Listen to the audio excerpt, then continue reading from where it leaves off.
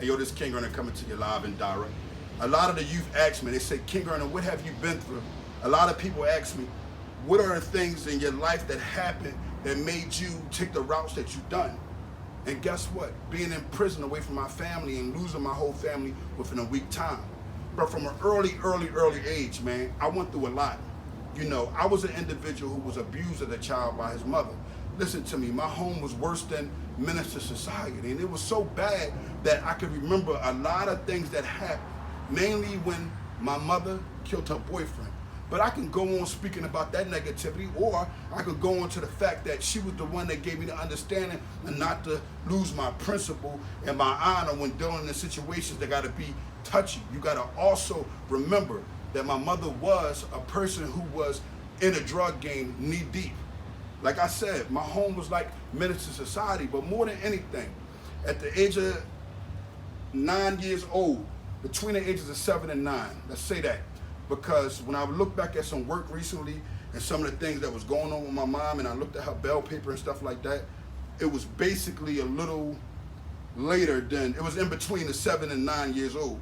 But when she killed her boyfriend, I wanted to stay with my grandmother. When I stayed with my grandmother, I didn't understand certain things. The only thing I understood was manners and respect, because my mom would beat that into me. My mother was the type of person, she punched me in my chest if things wasn't going correctly in a manly form. So once I got with my grandmother, I missed my mom so much. I used to cry about her. I used to pray for her to get off of drugs. I mean, I saw her go through her steps. I remember the card parties. I remember the selling the weed, the brown bags in the house. I remember her going around throwing lime in people's face. I remember the stabbing. I remember all these things that she done. So when I reflected on that, it got me in the mindset that my life was supposed to go in a direction it did, so I can give people the understanding of me. Now, once I had turned 9 years old, that's when the adoption process proceeded, and my grandmother came and she got me out of an adoption home. When she came and got me out the adoption home, she looked me in my face and said, baby, I've raised my children. I've raised them. She said, so at the end of the day, I didn't want to take you in because look at my age, your grandfather. So you know how I carried it? I said, thank you, Grandma, for bringing me into your home, bringing me into your web. I'm gonna make sure I do the right thing. And then I start waking up every day with a different mentality. I start waking up with that mindset like my mother had. I start wanting to sell drugs. I start wanting to harm people for no apparent reason. At the age of 12 years old, I wound up catching all these terroristic cases, aggravated assaults, all of these things was going on from the age of 11. I stepped foot on Park Avenue Grange to hustle at the age of 11 years old. I started beginning to be an individual that was very cocky about money and things of this nature.